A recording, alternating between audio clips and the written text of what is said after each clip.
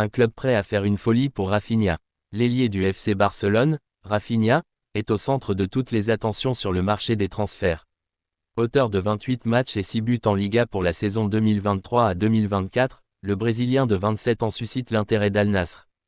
D'après Mundo Deportivo, le club saoudien a proposé 65 millions d'euros pour s'attacher ses services, une offre jugée insuffisante par les dirigeants catalans, bien que le prix de départ avait initialement été fixé à 50 millions d'euros. Mais ce n'est pas tout, selon Sport, Al Nassr serait prêt à surenchérir avec une offre atteignant les 100 millions d'euros. Bien que cette somme soit largement supérieure aux attentes du Barça, le véritable défi pour le club saoudien sera de convaincre Rafinha lui-même. Sous contrat jusqu'en juin 2027, l'ancien joueur de Rennes a souvent affirmé son désir de continuer l'aventure en Catalogne. Reste à voir si Al Nassr parviendra à le séduire avec une telle proposition. Vitor Roque a refusé une nouvelle offre. Vitor Roque, au Barça. Annoncé sur le départ du côté du FC Barcelone, Vitor Roque a une fois de plus repoussé une approche de l'équipe saoudienne d'Al Hilal, pensionnaire de Saudi Pro League. Selon les dernières informations de Sport, le club saoudien pousse mais les culés ne sont pas disposés à envoyer leurs protégés dans le Golfe.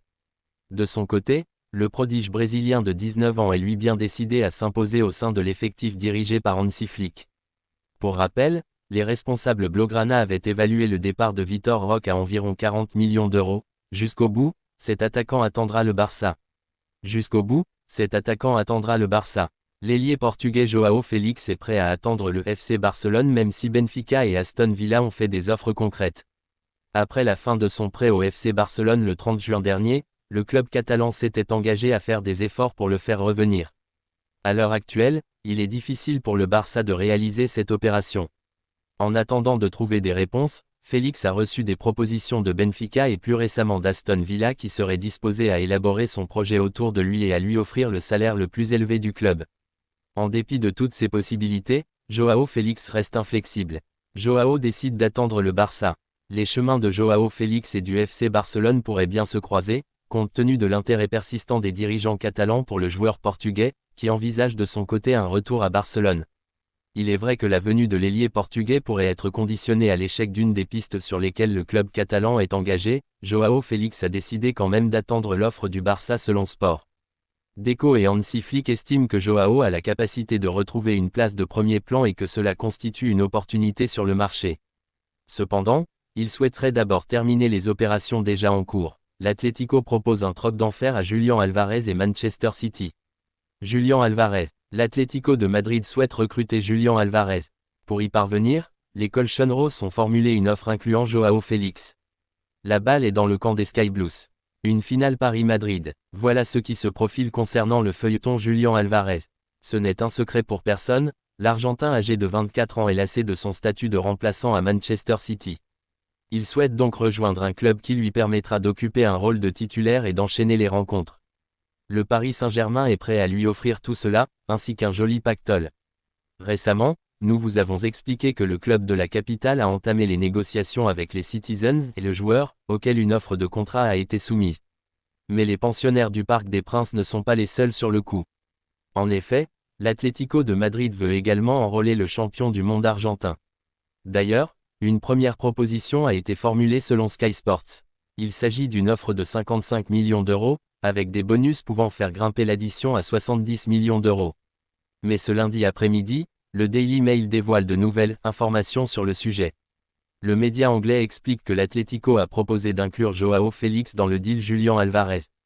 João Félix en prête plus de l'argent pour Julián Alvarez.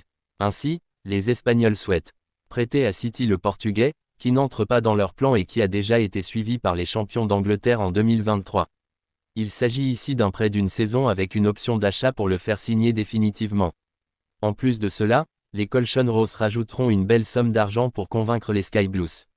Le montant n'a pas filtré, mais on sait que les Anglais ont fixé le prix de Julián Alvarez à 87,3 millions d'euros et qu'ils attendent un peu plus de 11 millions d'euros de bonus. En incluant João Félix dans l'opération, les Madrilènes espèrent faire baisser le prix d'Alvarez et faire pencher la balance de leur côté. Le Daily Mail estime que ce sont les Colchoneros qui sont les mieux placés pour accueillir le joueur sous contrat jusqu'en juin 2028. La publication britannique explique que l'Argentin est impatient de rejoindre l'Atlético, où officie son compatriote Diego Simeone. Même si Manchester City souhaite le garder, Julián Alvarez a visiblement fait son choix. Et si les Espagnols ont une longueur d'avance, ce dossier est loin d'être bouclé. Paris peut encore s'immiscer et rien ne dit que City acceptera de recruter Joao Félix. La suite au prochain épisode, le plan du Real Madrid pour signer Davies dès cet été. Alphonso Davies est sur les tablettes du Real Madrid et le club n'a pas encore abandonné l'idée de le recruter dès cet été. On pensait que cette histoire appartenait au passé, ou au futur pour 2025, mais il existe encore une possibilité pour que Alphonso Davies signe au Real Madrid avant la fin de l'été. Une signature qui entraînerait sans doute le départ de Fran Garcia même si l'effectif actuel de Carlo Ancelotti sera lui qui se présentera en Supercoupe d'Europe face à l'Atalanta.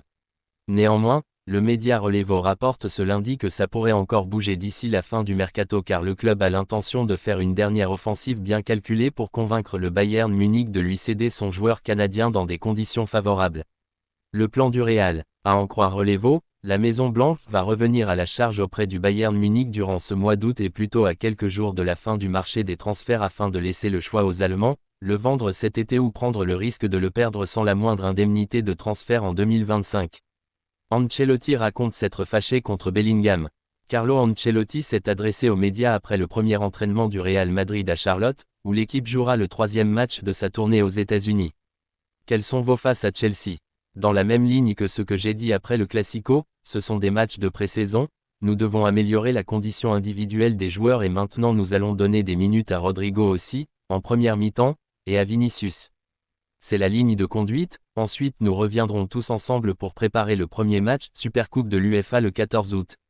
Il y a 7 titres en jeu cette saison. Nous devons nous battre pour les obtenir, et je peux vous assurer que nous allons le faire. Le calendrier est très exigeant, mais nous avons un groupe qui a suffisamment de qualité pour être compétitif dans toutes les compétitions. Comme toujours, c'est l'exigence de ce club. Vous pouvez battre tous les records. Je ne pense pas au record, je pense au fait que le premier titre possible est dans quelques jours et que nous devons bien nous préparer et essayer de le gagner pour bien lancer la saison. C'est ce que nous avons en tête en ce moment. Miguel Muñoz est encore loin, 14 titres comme entraîneur du Real, contre 13 pour Ancelotti. Évidemment arriver à ce niveau serait une bonne chose. Pour moi, c'est l'histoire. Comment vont Rodrigo et Vinicius? Vinicius a joué son dernier match il y a un mois, je pense qu'il s'est reposé pendant 15 jours et qu'il a ensuite commencé à travailler. Ils ne sont pas comme moi, qui ai passé un mois à ne rien faire et qui suis arrivé gros rire. Ils arrivent bien préparés, en forme, ils ont juste besoin de minutes. Quand ils seront tous à Madrid, nous devrons travailler ensemble, créer une bonne atmosphère. Comment avez-vous trouvé Endrick? Nous devons être patients avec lui, il a montré beaucoup de qualité et de talent. Comme avec Güler l'année dernière, nous ne devons pas mettre la pression sur les jeunes joueurs, il a beaucoup de pression derrière lui, c'est un joueur aimé dans le monde entier, en particulier au Brésil, mais nous devons être patients avec ces joueurs. Surtout avec les jeunes, y a-t-il un plan pour qu'ils s'adaptent au système le plus rapidement possible? C'est un avant-centre, il peut parfois jouer comme meneur de jeu, mais sa position sur le terrain est très claire. Il n'est pas comme Bellingham ou Rodrigo, qui peuvent jouer à différents postes. Sa position est très claire. Les joueurs qui terminent la tournée ont-ils plus de chances de participer à la Supercoupe à Varsovie? Je pense que la Supercoupe devrait être jouée par ceux qui ont gagné la Ligue des Champions, rire. Mais il en manque 2, Kroos et Nacho. Je suis en contact avec ceux qui manquent. Hier, je me suis fâché avec Bellingham, sourire. Je l'ai appelé et il n'a pas répondu. J'ai dit à Vinicius, appelle-le toi, il répondra sûrement. Et Vini me l'a passé au téléphone.